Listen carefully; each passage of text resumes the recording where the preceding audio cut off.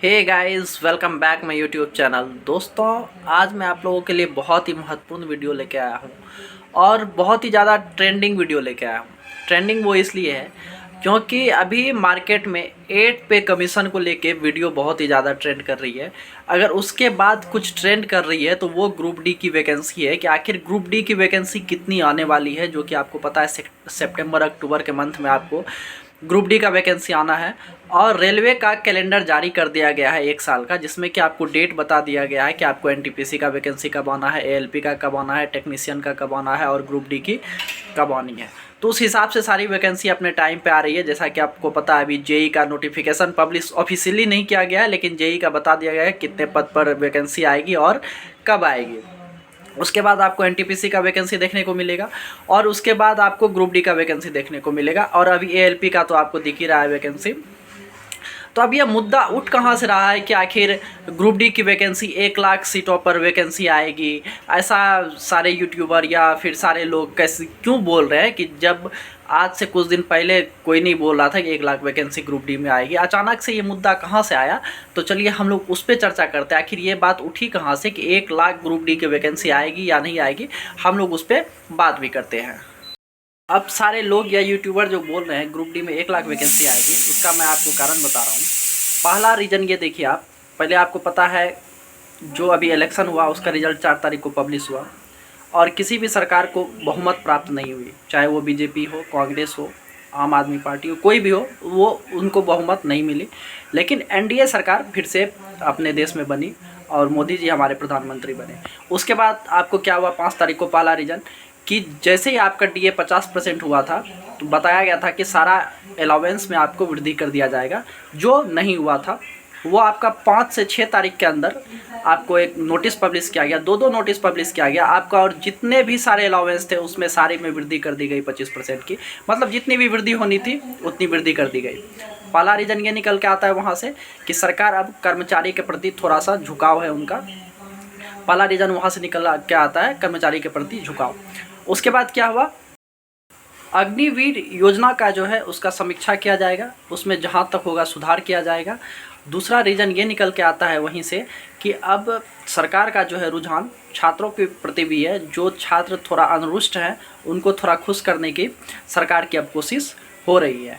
तो कर्मचारी, उसके बाद छात्र, दोनों पे सरकार अब कुछ सोच रही है। अब तीसरा रीज़न आपको दिखाते हैं।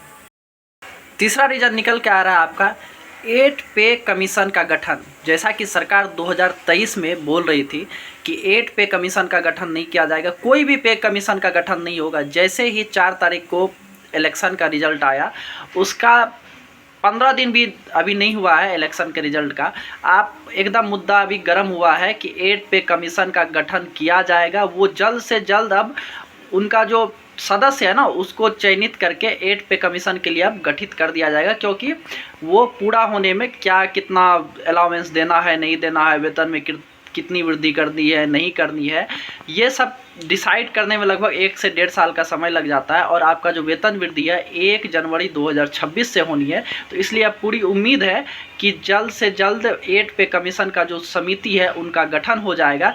तीसरा रीज़न ये निकल के आता है कि सरकार अब थोड़ी झुकी हुई नज़र आ रही है स्टूडेंट और कर्मचारी के प्रति। अब चौथा रीज़न आपको बताते हैं।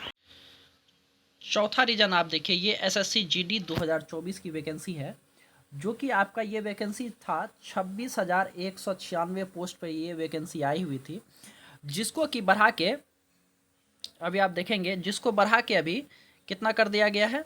1 मिनट देखिए, अब मैं आपको चौथा रीज़न दिखाता हूँ।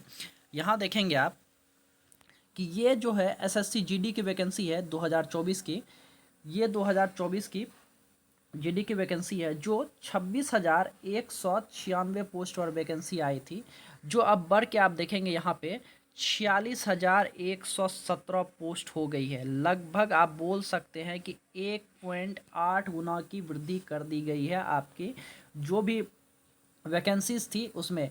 यहाँ से भी एक रीज़न लोगों के समझ में आता है कि यहाँ से भी छात्र थोड़ा, माफ़ कीजिएगा, देखिए मैं चौथा रीज़न आपको बताने का कोशिश कर रहा हूँ कि ग्रुप डी में लोग क्यों बोल रहे हैं कि 1 लाख वैकेंसी आएगा। उसका रीज़न एक ये भी है, यहाँ देखिए आप एसएससी जीडी के यह वैकेंसी है 2024 का, यहाँ आप देख सकते हैं जीडी एग्ज़ाम 2024, जिसमें कि 26,196 पोस्ट पर वैकेंसी आई हुई थी, जो अभी हाल फिलहाल में 8-10 दिन पहले देखिए ये बढ़ के कितनी हो गई है, 46,117 वैकेंसी टोटल से बढ़ के हो गई है।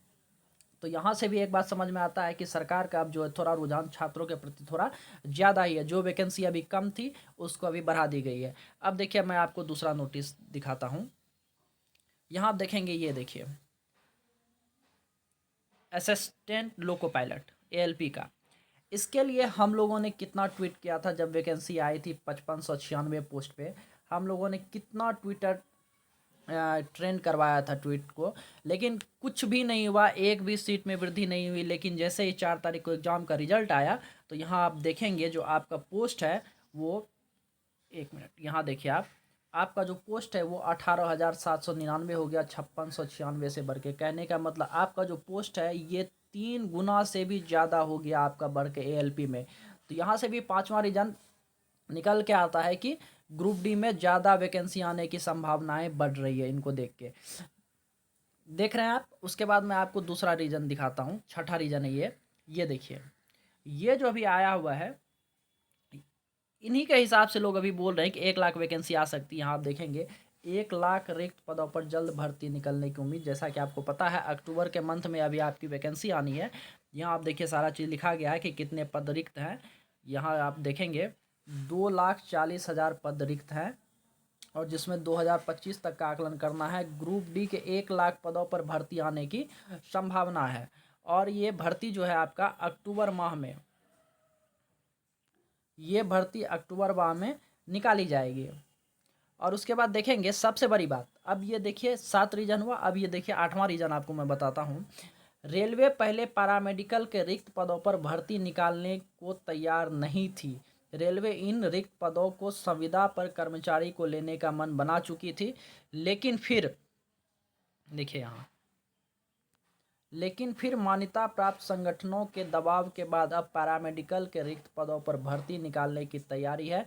माना जा रहा है कि इसमें भी 5,000 से अधिक पदों पर भर्ती आ सकती है।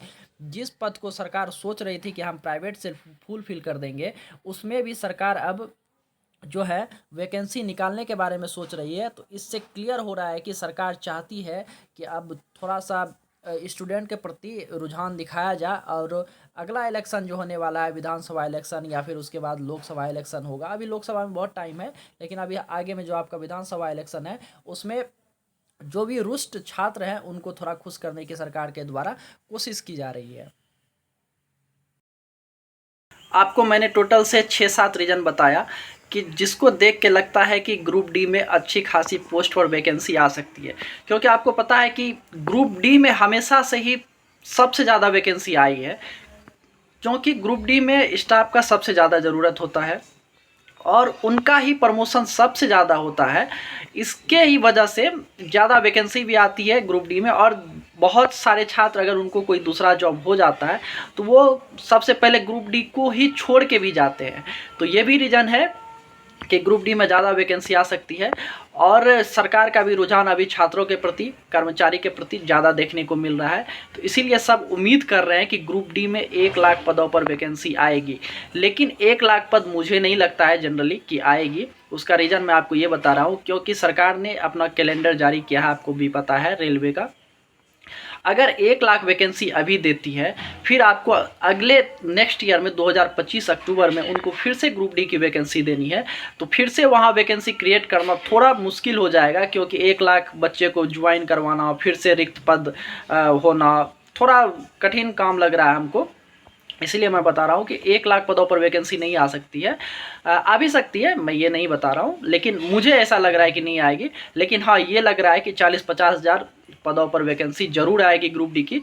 और इसका मैं आपको एक फ़ायदा बताता हूँ कि अगर ये इतना रुझान आपको छात्रों के प्रति, स्टूडेंट का दिख रहा है, तो हो सकता है कि आपका जो इस बार जो ग्रुप डी का वैकेंसी आए उसमें जो है ITI जो है वो कंपलसरी ना हो। अगर नोटिफिकेशन में ITI कंपलसरी आ भी जाता है तो आप यकीन मानिए, अगर आप ट्वीट करते हैं या फिर अपने बात को सरकार तक किसी तरह पहुंचाते हैं तो आप यकीन मानिए कि आपका ITI जो है वो हटा दिया जाएगा, क्योंकि इससे पहले भी 2 बार ITI आ चुका है ग्रुप डी में, लेकिन ITI रहा नहीं है, छात्रों के हंगामे के बाद उसको हटा दिया गया था।